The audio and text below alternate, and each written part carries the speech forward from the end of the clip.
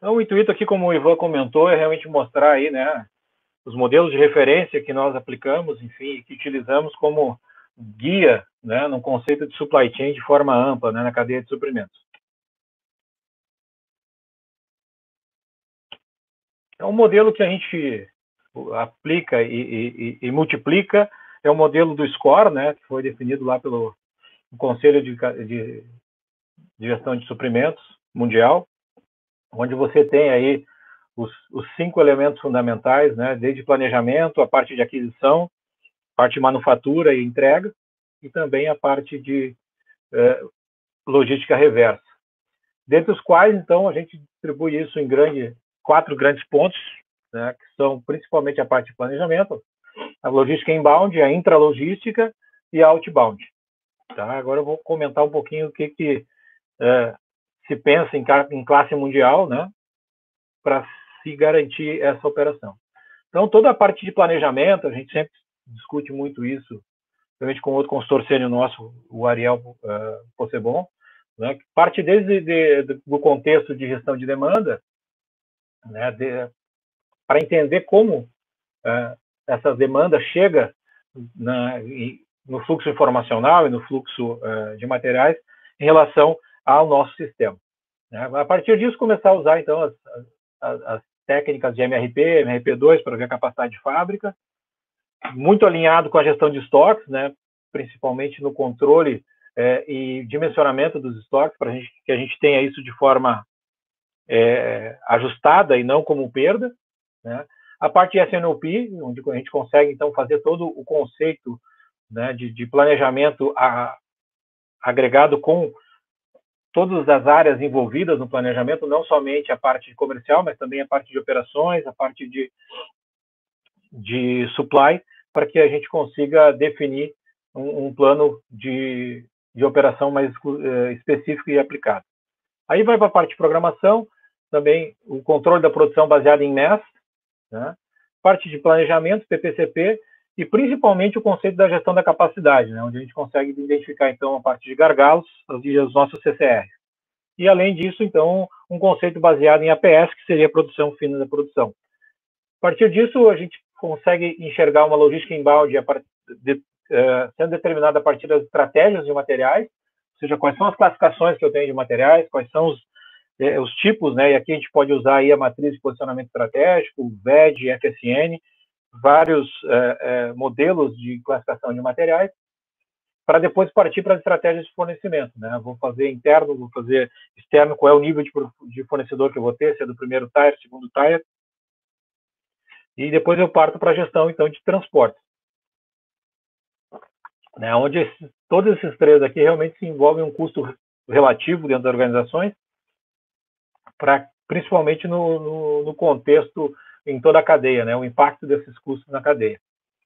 Então, também se pensa muito forte na parte de auditoria e a capacitação de fornecedores, né? O fornecedor, normalmente, ele é especialista no produto dele, mas não no nosso produto como empresa foco da cadeia.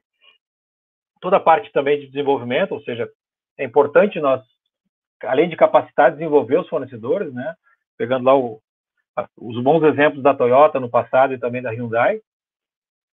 Então, e abrangindo também a parte de recebimento e identificação de materiais para disponibilizar para armazenagem. E, obviamente, como eu vou ter equipamentos logísticos aqui, fazer também a análise da eficiência desses equipamentos, que vocês vão ver que vai perdurar tanto o entendimento dos fluxos de armazenamento, da função armazenagem dentro das operações, mas também muito focado na eficiência dos equipamentos. Então, a intralogística aqui, ela é extremamente o que nós fizemos dentro da nossa operação de logística, seja ela num armazém, num centro de distribuição ou dentro de uma operação, né, de fabricação, de manufatura. Então, o intuito aqui é realmente tratar de forma efetiva os métodos de abastecimento, né? Então, sempre primando pela premissa do just-in-time, né?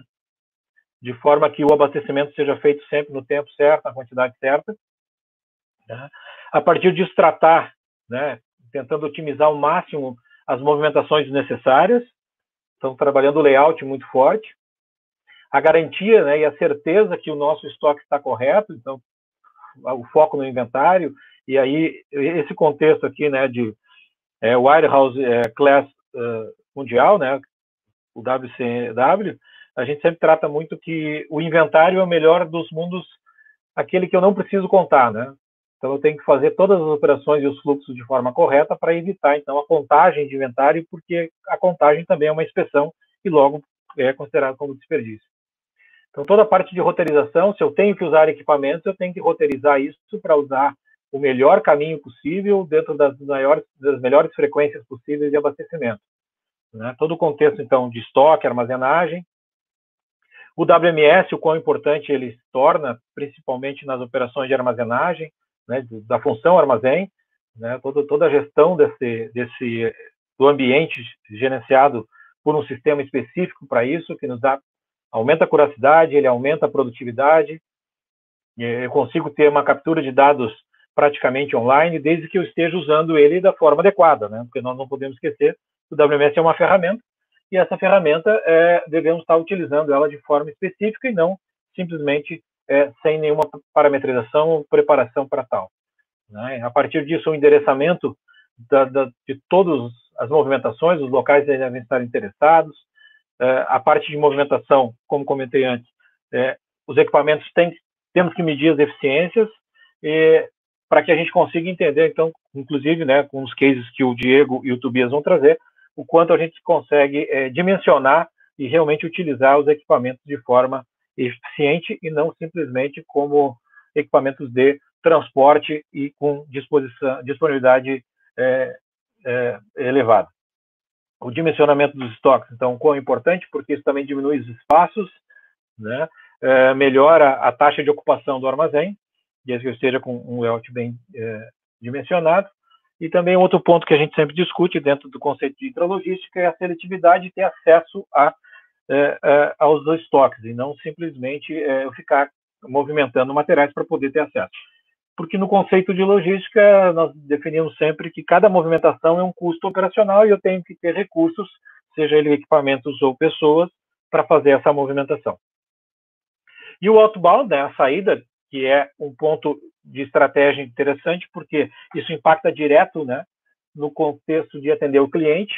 Então, o quão importante está alinhado e também nós entendermos o valor percebido pelo cliente em relação às nossas entregas, né, o quanto nós estamos entregando, quais são as estratégias de atendimento que eu desenvolvo para cada cliente, se vai carga fracionada, se vai carga paletizada, se o cliente tem capacidade de receber esses tipos de carga, né, qual é a frequência que a gente tem em cima disso, né, quais são os protocolos logísticos que eu trato com o meu cliente, os acordos de SLA, né, de nível de serviço já definidos. Então, aqui o link com a área comercial é extremamente importante e relevante para que consigamos aí ter o valor percebido, né, agregamos valor nas outras 3 etapas, e aqui no outbound é quando nós fizemos, de fato, a parte de expedição e de valor percebido pelo cliente. A partir disso, o método que nós, na Produtária, utilizamos já, né, sempre alicerçado em todos os conceitos e teorias da engenharia de produção, ele parte do pressuposto de entender o que está acontecendo hoje, para identificar as principais dores, né, das operações logísticas e de supply chain dos clientes. Após o mapeamento, então, é feita a análise e define-se as oportunidades de melhoria. A partir dessa oportunidade de melhoria, em conjunto com o time de projeto, nós, então, elaboramos o projeto, o Estado Futuro, para fazer a implantação, né, e tornar realidade. Então, sair um pouquinho do VSM 4.0 para o mundo real e implantar, de fato, esse processo, junto com a implantação de KPIs e todas as rotinas de gestão, enfim, todos os GPTs, da quais fazem parte desse fluxo e desse processo. E, ao longo do tempo, também a gente vai acompanhando, né, as melhoras em relação ao estado futuro do projeto. Pessoal, de forma muito breve e pragmática, o que se fala hoje em termos de mundo em World Class Warehouse, e também o nosso método aqui de aplicação dentro das organizações.